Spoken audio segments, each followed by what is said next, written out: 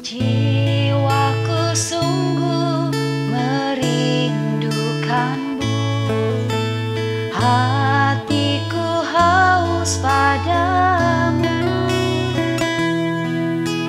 Ku mau selalu tinggal di dalammu, menikmati kebaikanmu. Yesus, Kau yang ku cinta, selamanya Kau ku cinta, sampai akhir nafas hidupku. Yesus, Kau kekasih jiwaku.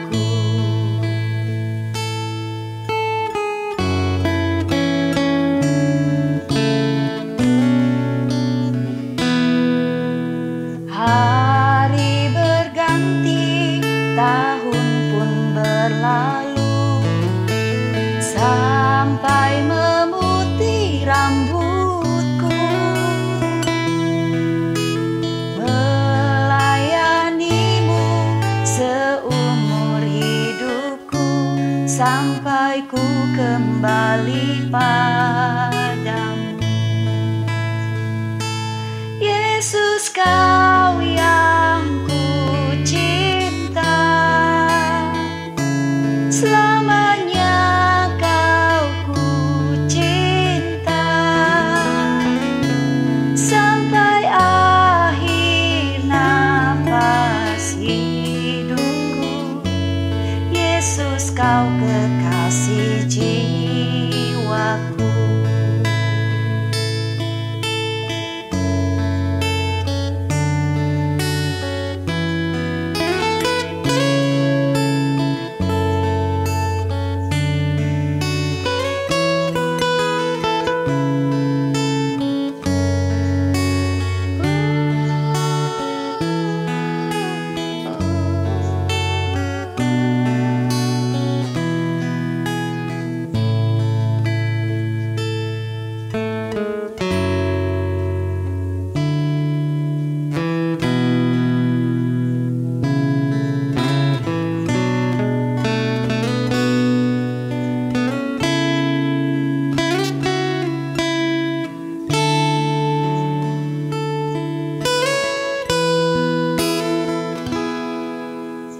Hari berganti, tahun pun berlalu, sampai memutih rambutku,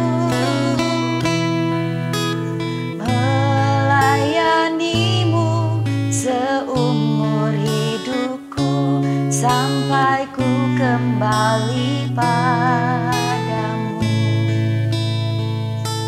Yesus, Kau yang ku cinta, selamanya Kau ku cinta, sampai akhir nafas hidupku. Yesus, Kau kekasih jiwaku. Yesus, Kau yang ku cinta, selamanya Kau ku cinta, sampai akhir nafas hidupku. Yesus, Kau kekasih jiwaku. Yesus, Kau kekasih jiwaku. Yesus, Kau kekasih jiwaku.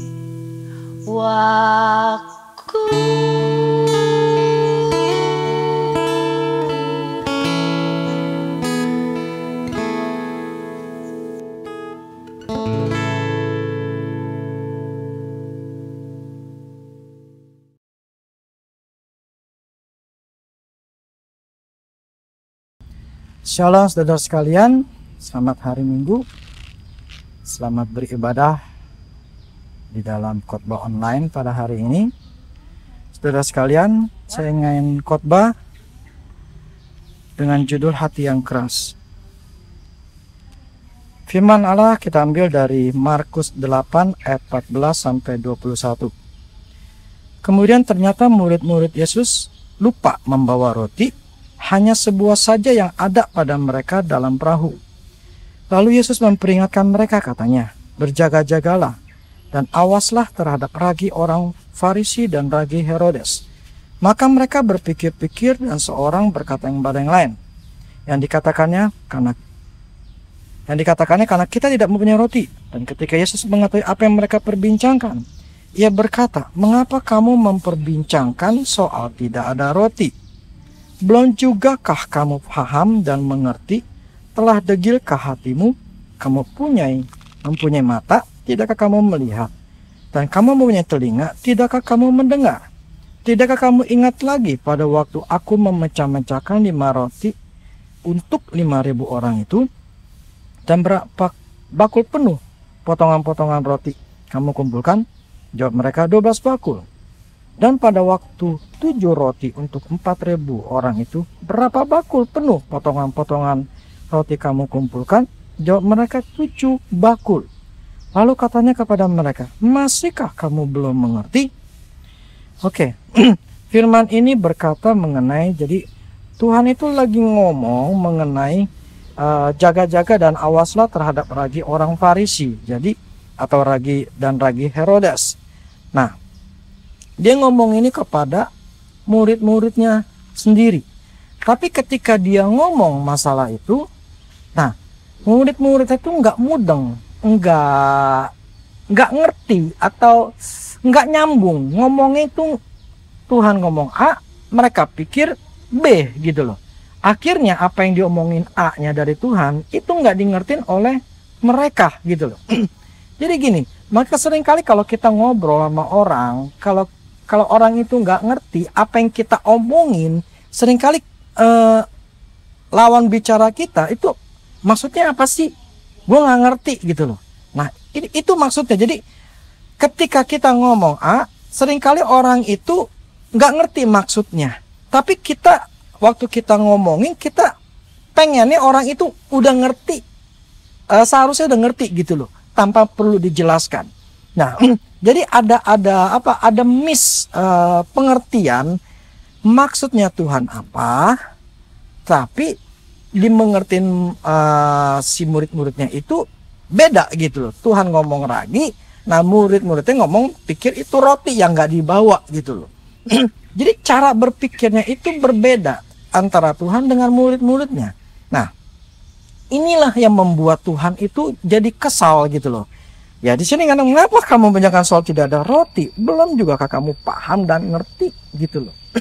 Jadi Tuhan, emang lu nggak paham, nggak ngerti gitu loh. 5.000 itu berapa sisanya? Nah, mereka tuh tahu 12 bakul. Terus yang 7 roti, sisanya berapa untuk 4.000 orang itu? Dia dijawab sama mereka juga 7 bakul gitu.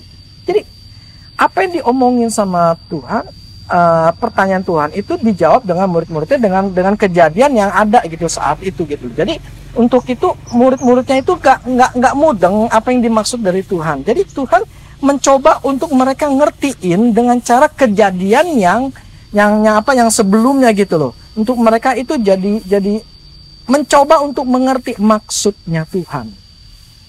Tapi kelihatannya mereka nggak mengerti juga. Nah, begini saudara, seringkali begini.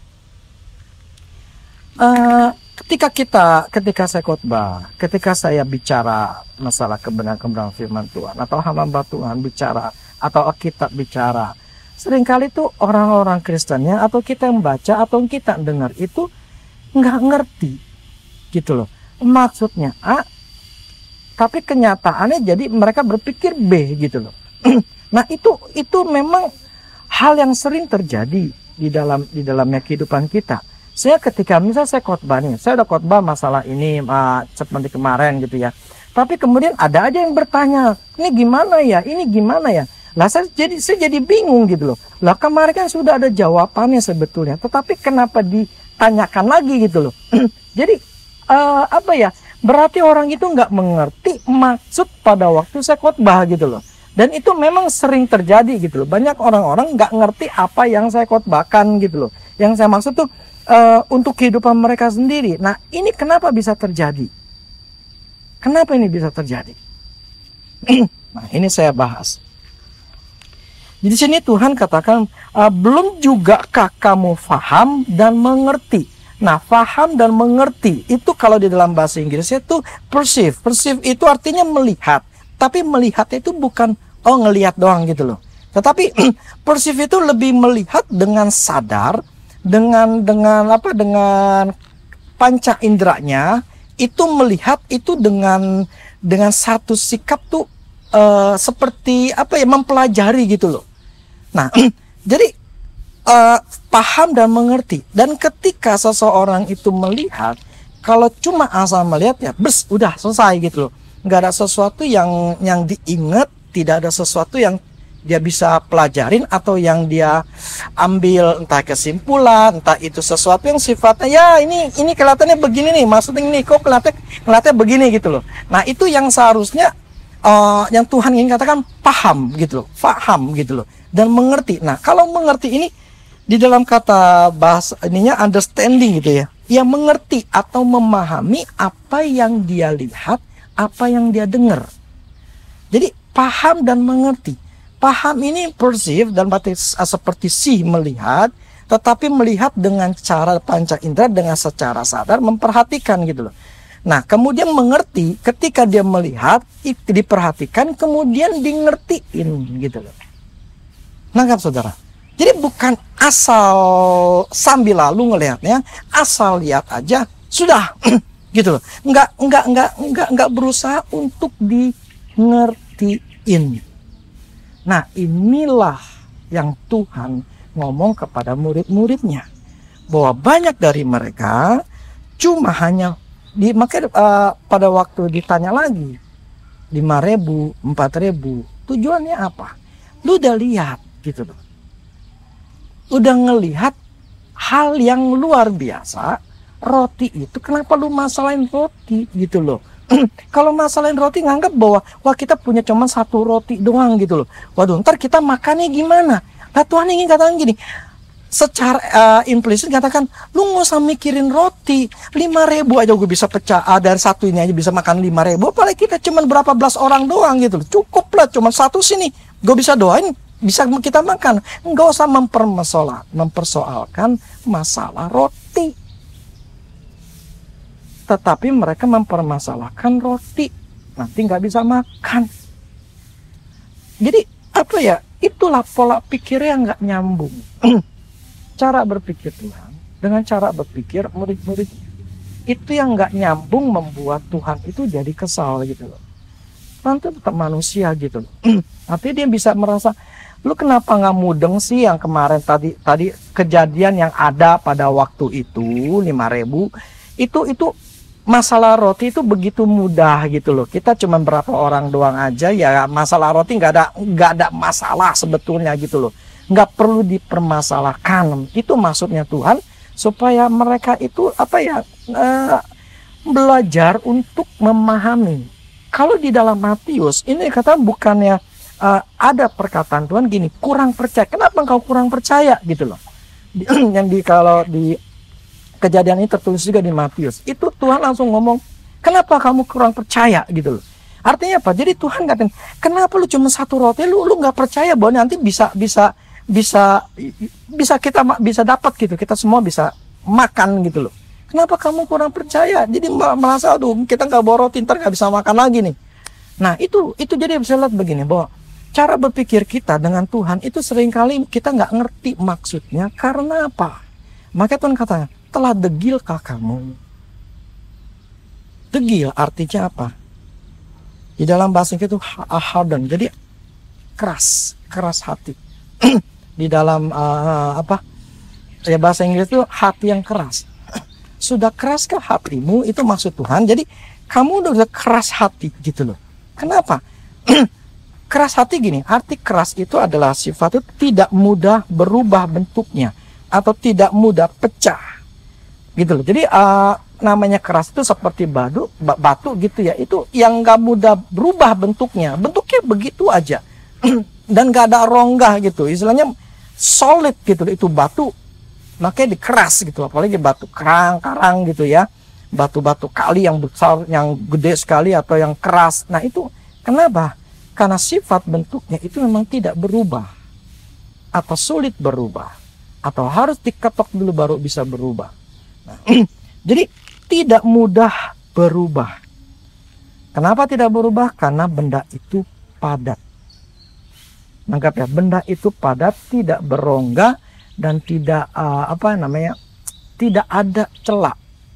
Semakin itu padat, semakin itu menjadi keras itu benda, semakin tidak mudah dipecahkan.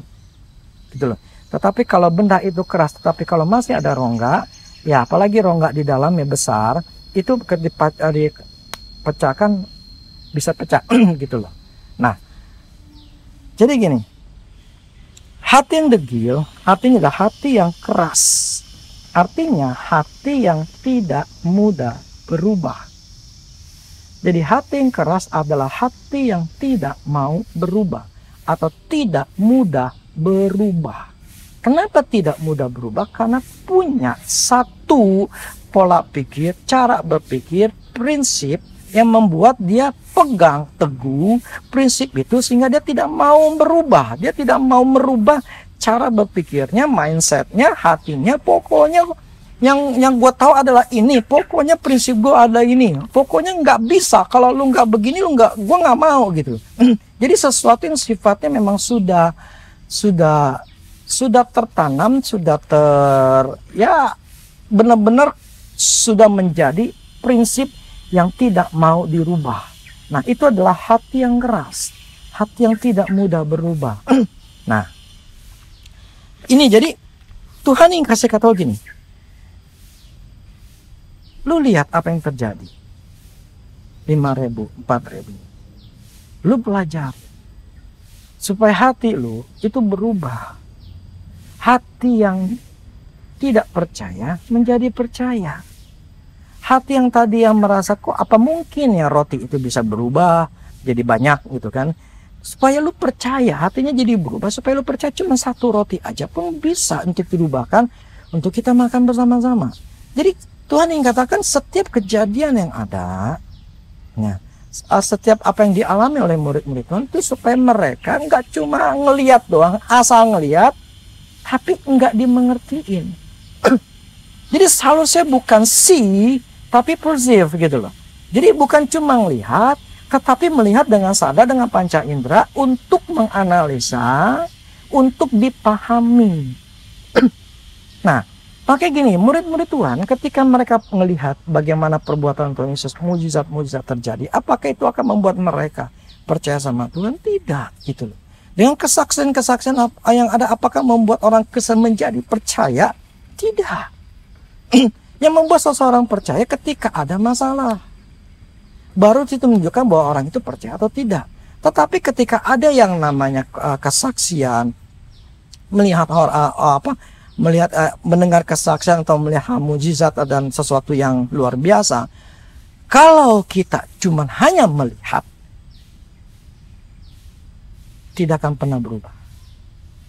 Hatinya akan tetap tidak berubah untuk percaya. Tetapi ketika dia melihat, dia menganalisa, dia memahami, maka terjadi perubahan. Maka kekristenan adalah merenungkan, memahami, mengerti. Kalau nggak akan berubah. Kalau cuma hanya dengar sekali, kalau hanya melihat tetapi tidak memperhatikan, tidak akan ada perubahan. Saya jamin nggak berubah. Jadi itu butuh. Nah, kenapa ada orang Kristen dari tahun ke tahun nggak ada perubahan? Bukan karena Tuhan tidak mau menolong, merubah hidupnya, tetapi karena orang itu sendiri yang tidak mau berubah. Problemnya kita manusianya, bukan di Tuhan. Hati kita terlalu degil, hati kita terlalu keras, hati kita tidak mau berubah. Karena kita punya prinsip, karena kita punya pandangan, kita punya cara berpikir yang membuat kita berpegang teguh dengan prinsip itu. ya Tuhan nggak bisa ngapa-ngapain, karena itu kan hak kita. Hidup adalah hidup kita gitu loh. Yang menentukan arah jalan hidup kita, ya kita mau ke kiri atau ke kanan, ntar kita mau pergi mau ke ke Indomaret kayak mau ke Giant, kan keputusan di kita, bukannya Tuhan gitu loh. Artinya apa? Yang memutuskan kita mau hatinya keras atau mau yang hatinya lembut, ya kita yang memutuskannya gitu loh. Kita mau ngelakuin apa yang Tuhan katakan, kita tidak mau ngelakuin apa yang Tuhan katakan, itu kan keputusan kita, bukan keputusan Tuhan.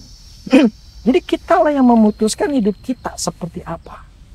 Tuhan memberikan rancangan, tapi rancangan itu yang memutuskan kita untuk mau terima atau tidak. Bukan Tuhan lagi. Tuhan udah punya nih, gue kasih planning A. Nah kita mau ke A nggak? Nyata kita ke B. Ya sudah, Tuhan nggak bisa maksa kita. Kita yang memutuskan mau ke B. Ya sudah, istilahnya gini, Tuhan nggak bisa maksa manusia karena kita ini mempunyai yang namanya kebebasan untuk memilih, karena kita bukan robot gitu. Kita punya perasaan, kita punya pikiran gitu loh. Nah, tapi hari ini saya ingin kita mengerti bahwa kalau kita menjadi orang yang keras, yang tidak mau berubah gitu, ketika diajarkan, ketika dinasihati, ketika ditegur, kita sudah bikin benteng, enggak seperti itu. Ya sudah, terserah gitu loh. Maunya apa ya terserah. Karena memang udah keputusan orang itu mau itu, ya sudah, nggak bisa dirubah, ya udah gitu loh. Jadi tetapi gini, namanya kekerasan itu keras seperti batu. Itu kalau semakin dia padat di dalamnya, semakin susah, semakin keras untuk dia bisa berubah, semakin sulit untuk dia berubah. Tetapi kalau di dalam dirinya, di dalam batu itu ternyata ada rongga-rongga yang cukup, yang entar kecil, entar gede, entar besar gitu ya. Nah, kalau rongga-rongga itu akan ketika dipatahkan, kalau dia rongganya itu besar, akan mudah pecah. Jadi maksudnya begini, kita manusia itu masing-masing mempunyai kekerasan hati yang berbeda-beda. Gitu. Kita manusia mempunyai kekerasan hati yang berbeda-beda. Nah, kekerasan hati itu ya kita sendiri yang tahu. Kita ini modelnya apa? Keras beneran, atau kita keras tengah, atau kita menjadi orang yang lembut.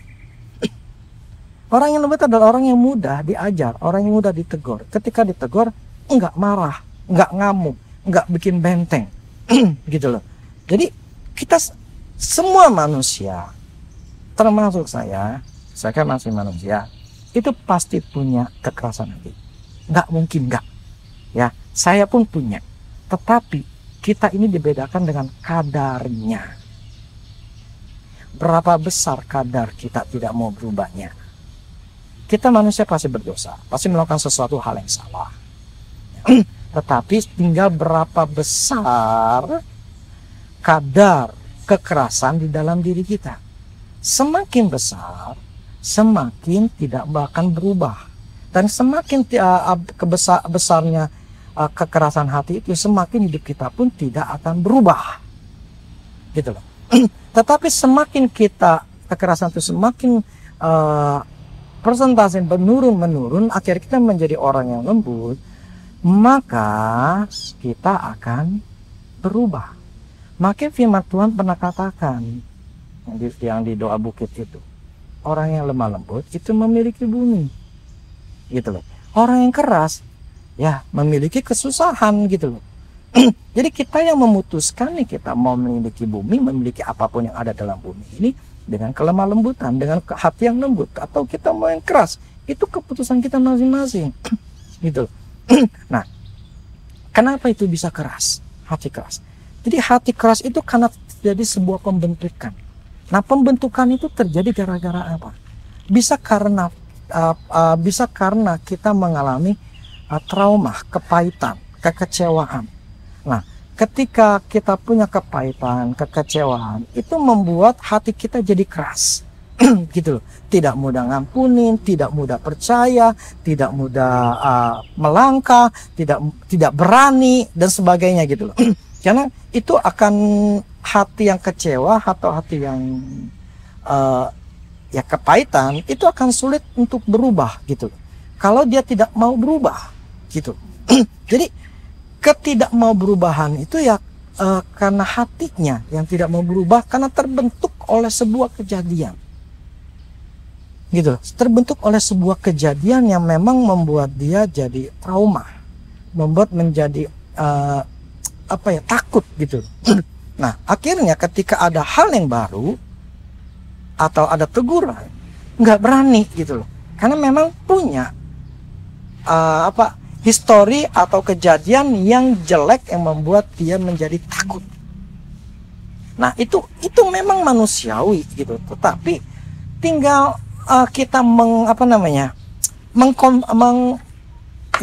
kita menganggap ini hal yang lumrah, kemudian kita ya sudah emang gue seperti ini atau kita nggak bisa seperti ini, gue mesti berubah, gue mesti nggak boleh mengikuti ketakutan, trauma gue atau sakit hati dan sebagainya gitu. Jadi kita mulai memikirkan bagaimana caranya ini supaya hal-hal seperti ini tidak menguasai diriku lagi gitu loh. Nah, itu ada dibutuhkan daripada kita, hatinya yang mau berubah, hati yang mau untuk mengalami pembebasan dari hati yang keras itu. Nah, itu keputusan kita.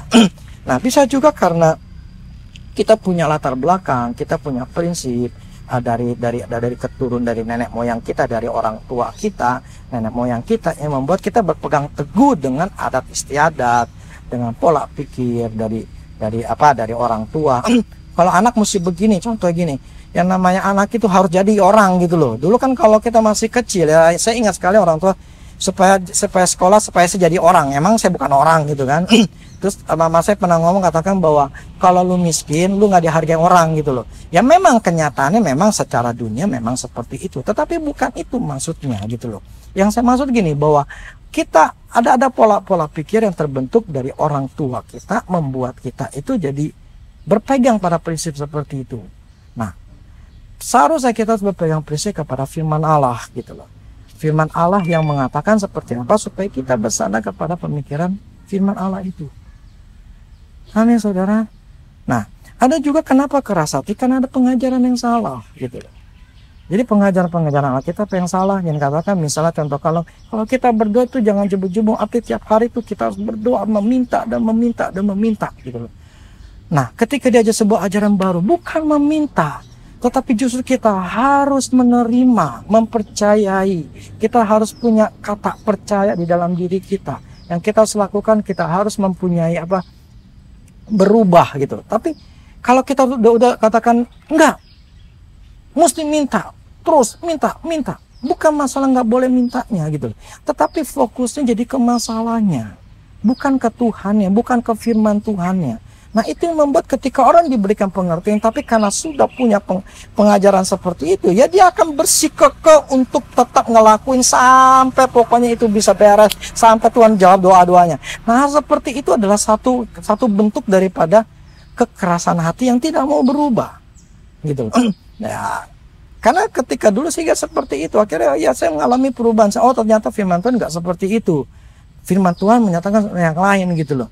Akhirnya ya saya berubah, dan ketika saya berubah ya pola pikir saya berubah, karena pola pikir saya berubah ya hidup saya jadi berubah gitu. Itu semua akan berhubungan. Nah, jadi bagaimana muridnya nggak bisa ngerti maksud dari Tuhan, karena ketika mereka melihat, ketika mereka mendengar, mereka tidak secara sadar untuk memahaminya. Nah, ini repot.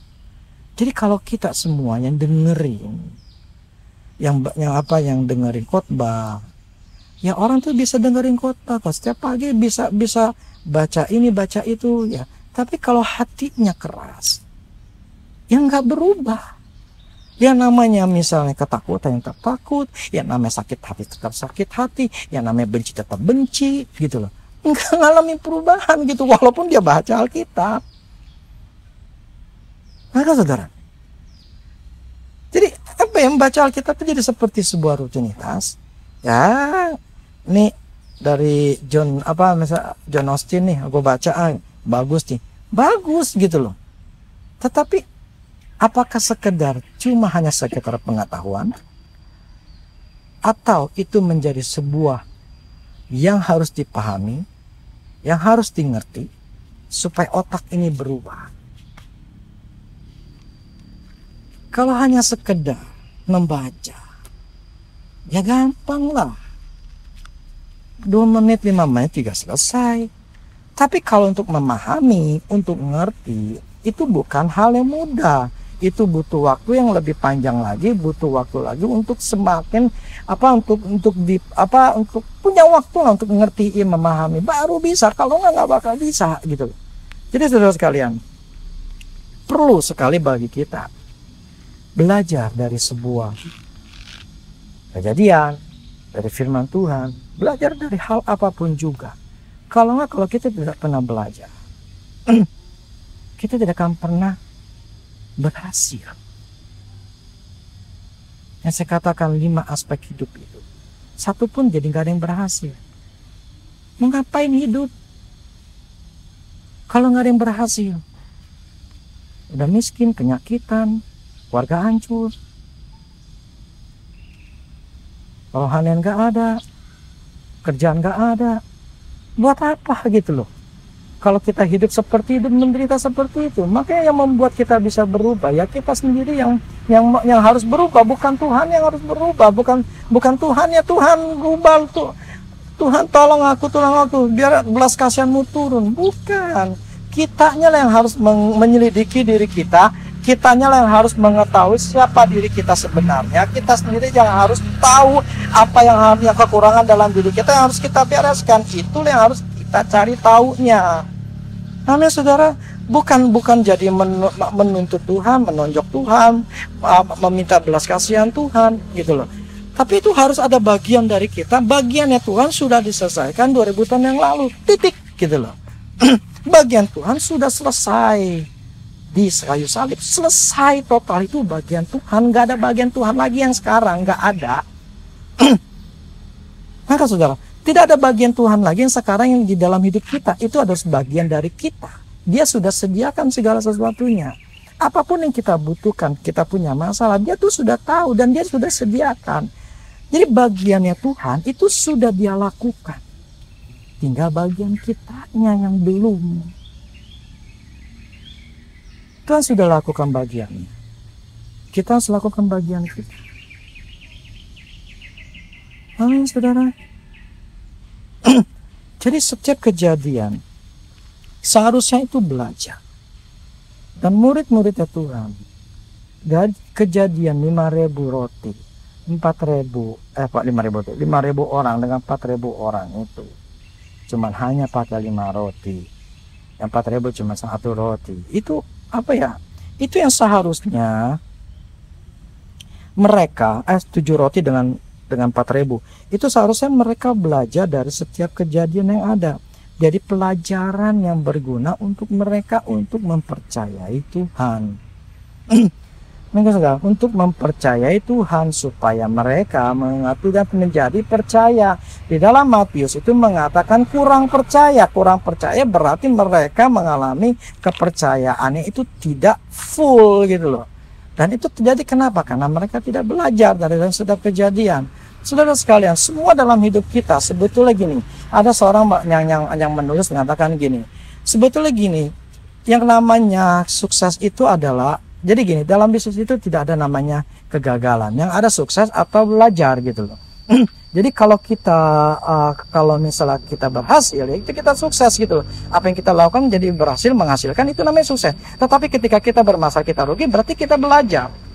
Artinya, jadi itu bukan berarti satu buah kegagalan itu sebuah kesalahan atau sebuah hal yang terjadi yang tidak enak itu membuat kita menjadi tertekan, menjadi trauma, menjadi khawatir, menjadi takut, menjadi pokoknya hal negatif itu jadi masuk ke dalam seluruh tubuh kita.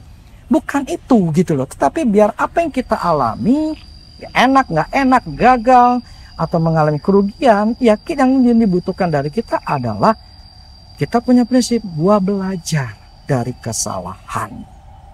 Bukan aduh gue trauma, kapok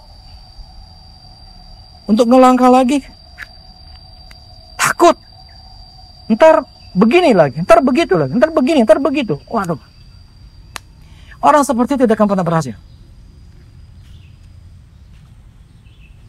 Memang ketika kita melakukan sesuatu 50% berhasil, 50% itu sebetulnya belajar. 50% bisa berhasil, 50% adalah untuk belajar. Jadi sekalipun itu berhasilnya ini bisa kita menghasilkan keuntungan, tapi kalau di sini tidak menghasilkan keuntungan, kita belajar. Jadi apa ya, cuma kita yang menilai, oh sekarang ini gue lagi belajar, ternyata gue salah nih, ya udah. Jadi itu membuat kita bukan menjadi tertekan, stres, marah, bingung, khawatir, takut dan sebagainya, membuat menguasai pikiran kita menjadi waduh gimana nih. Bukan seperti itu.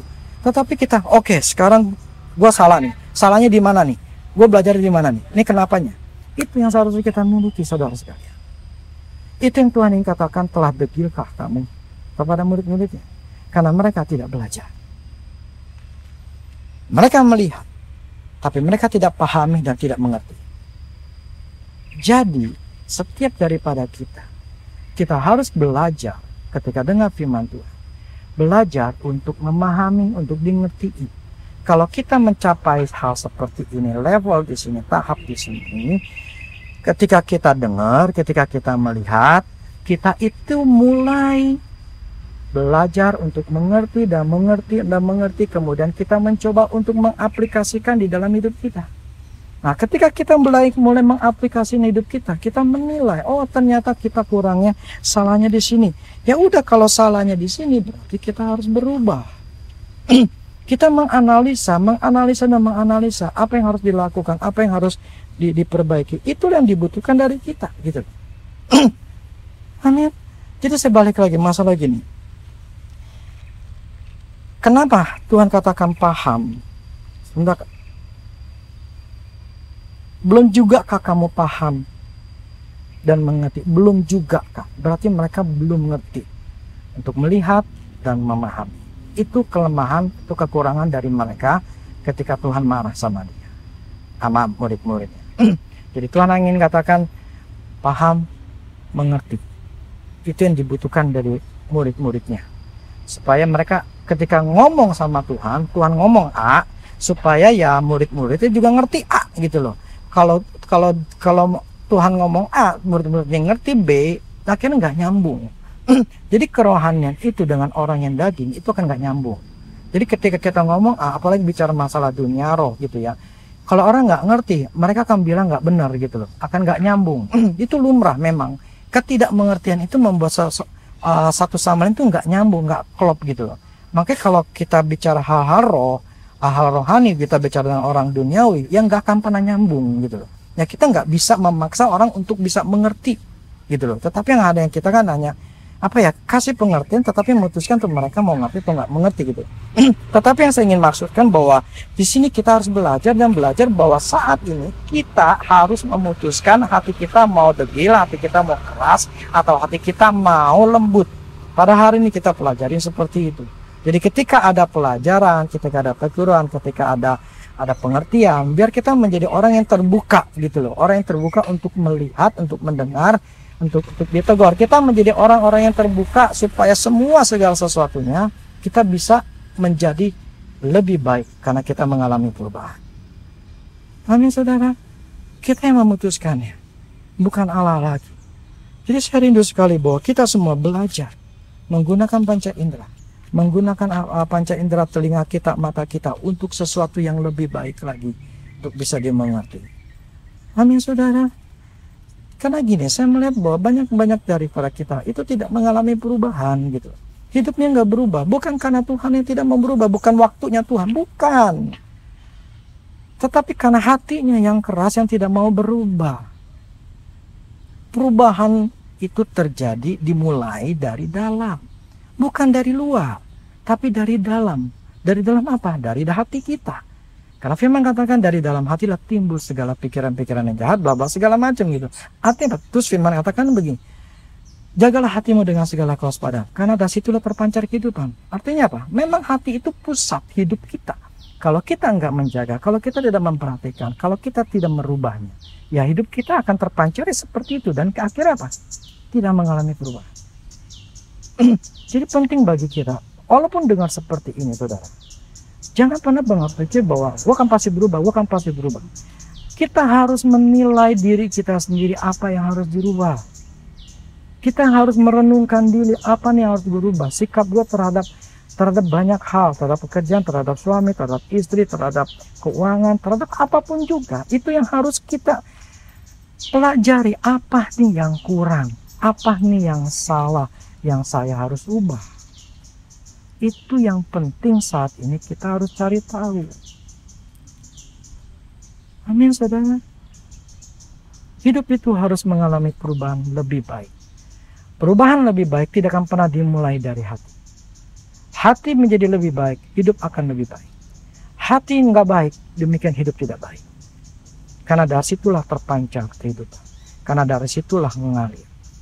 Jadi orang-orang yang kepahitan, orang-orang yang stres, orang-orang yang khawatir, orang-orang yang takut, hatinya dikuasai seperti itu. Artinya apa? Orang itu tidak akan mengalami hal-hal yang baik di dalam hidupnya. Tetapi kalau dia mengalami hatinya lembut, hatinya damai, hatinya tenang, hatinya percaya, dia akan mengalami hal-hal yang baik di dalam hidupnya. Jadi semuanya tergantung di dalam hati kita. Jadilah punyalah hati yang lembut, bukan hati yang keras.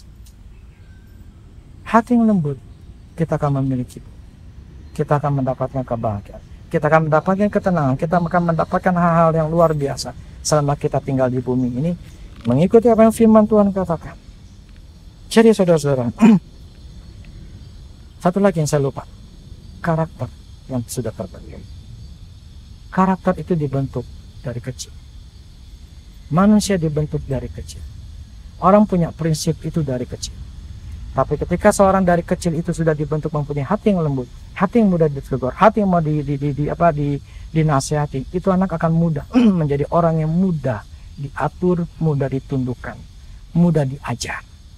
Jadi tapi ketika seseorang yang sudah punya prinsip, punya hati yang keras, dia tidak akan pernah berubah. Dia tidak mau berubah, kecuali ketika ada sesuatu hal yang membuat dia akhirnya sadar. Contoh kalau udah sakit, dia baru sadar, oh ya, gue seharusnya nggak boleh minum manis-manis, gue seharusnya nggak boleh makan banyak, gue seharusnya nggak boleh makan obat. Tetapi sudah terlambat, penyakit sudah masuk. Tapi kalau dari kecil sudah dikasih tahu pengertian, ketika dikasih pengertian dia dari kecil udah tahu, itu akan membuat dia akan ketika dikasih tahu, oh ya, mudengnya gitu loh, mudah sadarnya, mudah untuk berubahnya. Tetapi kalau orang tua yang sudah kapalan gitu ya, yang sudah keras, itu sangat sulit sekali untuk berubah, sangat sulit. Jadi perubahan itu terjadi, karakter itu terjadi sebetulnya dari kecil. Makanya pembentukan karakter itu dari masih kecil, bahkan dari masih bayi, bahkan masih di dalam perut, itu terjadi pembentukan karakter. Kalau dari masih bayi di perutnya ini sudah diterima, diberikan pengertian bla bla segala macam, ini akan punya karakter yang baik. Saya sudah alami itu, gitu. Saya punya anak 3, cuman yang terakhir itu si Marvel, itu saya doain dari di perut itu boleh katakan 95% itu saya doain di perut istri saya tiap malam. Itu anak ketika lahir, itu anak lembut. Paling lembut di antara yang lain, gitu. Paling mudah diajar, paling mudah ditegur, paling mudah. Beda dengan kokon yang lain. Kenapa itu terjadi? Karena waktu di perut lah terjadi pembentukan karakter. Percaya tidak percaya, tetapi saya alami. Sehingga saya punya 3 anak itu berbeda karakter, tetapi karena saya udah ngerti, jadi di awal dari masih kecil saya harus bentuk mereka. Sekarang pun mereka menjadi anak-anak yang baik. Mereka anak yang mudah ditegur, anak yang mudah dikasih pengertian, bukan anak pemberontak. Itu saya harus bentuk itu di awal. Memang saya kesulitan di 2 anak pertama sama kedua, tetapi paling tidak hasil akhirnya sama. Gitu loh. Kalau di anaknya si Marvel yang terakhir, itu saya membentuknya itu nggak terlalu sulit gitu loh, dibandingkan mereka yang berdua. Tetapi yang penting adalah hasil akhirnya. Ketika mereka remaja, mereka menjadi anak yang baik. Mereka bukan anak pemberontak, tapi anak yang mudah diajar. Kasih pengertian. Ketika saya bilang tidak, ya tidak gitu. Kalau saya bilang ya, ya, ya gitu loh. Artinya mereka tidak menjadi melawan, mereka menjadi memberontak, tidak. Itu terjadi karena di awalnya saya sudah main pembentukan. Tetapi kalau kita ini tidak pernah dibentuk dari kecil, kita sudah menjadi keras. Kita harus memutuskan, sekarang gue mesti berubah. Cara makan gue, cara tidur gue, cara kerja, apapun juga, mulailah berubah dan berubah. supaya kita menjadi lebih baik hidupnya. Amin. Kita yang memutuskan. Saya dengan apa pengertian seperti ini bukan semua jadi kita nggak butuh Tuhan, bukan. Tuhan itu bekerja. Gini loh. Ketika kita melangkah, Tuhan pun melangkah. Kita diam, Tuhan diam. Tindakan iman, ketika orang bertindak dengan iman, barulah Tuhan kerja. Lah selama dia nggak punya tindakan iman, ya Tuhan nggak ngapa-ngapain. Kenapa? Karena memang sesuai firman-Nya. Karena engkau percayalah, maka kau disembuhkan. Karena perkataanmu lah, karena imanmu lah. Itu semua kenapa? Karena berarti ada sebuah tindakan dulu dari manusia.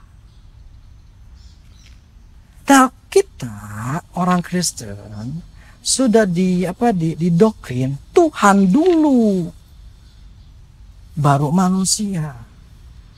Kagak.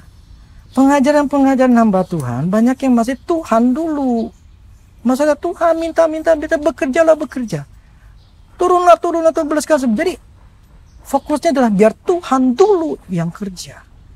Kenyataan dalam firman Tuhan, setiap kesaksian yang perempuan 12 tahun darahan, terus yang Fenisia dan banyak yang lain, itu kenapa? Mereka dulu lah yang melangkah, bukan Tuhan dulu yang melangkah. Ngerti nggak saudara?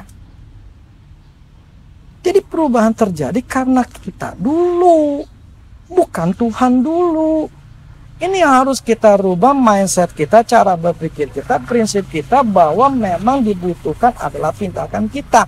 Tuhan sudah memberikan semuanya, tinggal kita yang memutuskannya. Amin saudara. Biarlah kebenaran firman Tuhan pada hari ini membuat kita ngerti mudeng bahwa memang dibutuhkan pengertian untuk seseorang mengenal Tuhan. Biar mengerti hal-hal ini membuat kita sadar. Amin saudara. Demikian firman Tuhan pada hari ini. Sebelumnya mari kita berdoa. Bapa surga, terima kasih untuk firman-Mu. Biar kebenaran firman-Mu membuat kami mengerti bahwa dibutuhkan dari kami adalah hati yang lembut, hati yang mau diubahkan, hati yang bisa berubah. Gitu. Supaya kami tidak menjadi hati yang keras, yang begitu padat, yang tidak mudah berubah, yang tidak mudah dipecahkan.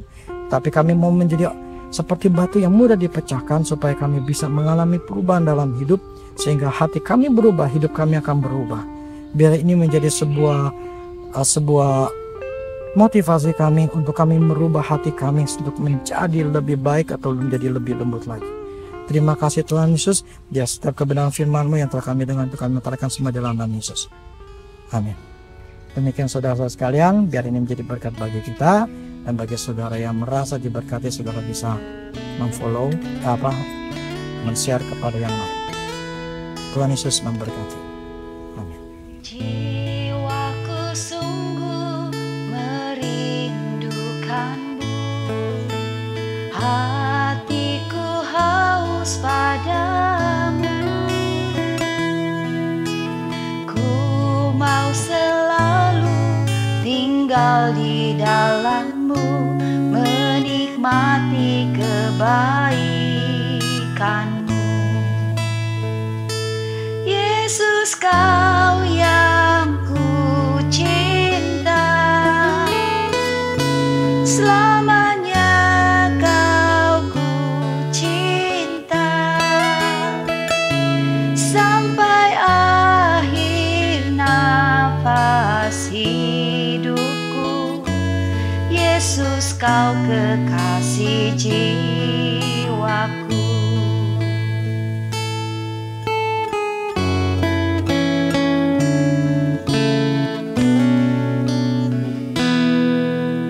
Hari berganti, tahun pun berlalu, sampai rambutku, melayani-Mu seumur hidupku, sampai ku kembali padamu. Yesus, Kau yang ku cinta,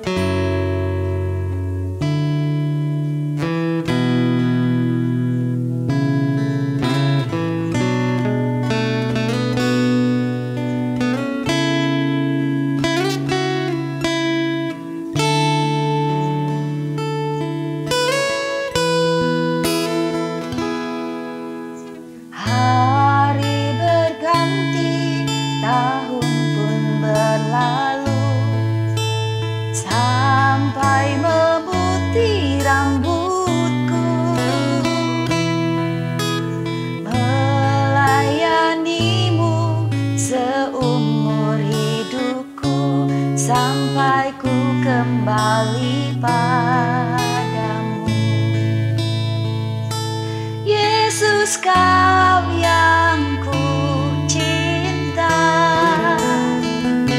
selamanya Kau ku cinta, sampai akhir nafas hidupku. Yesus, Kau kekasih jiwaku. Yesus, Kau yang ku cinta,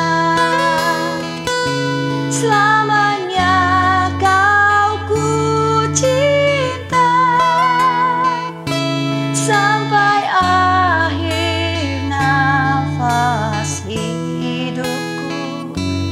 Yesus, Kau kekasih jiwaku. Yesus, Kau kekasih jiwaku. Yesus, Kau kekasih jiwaku.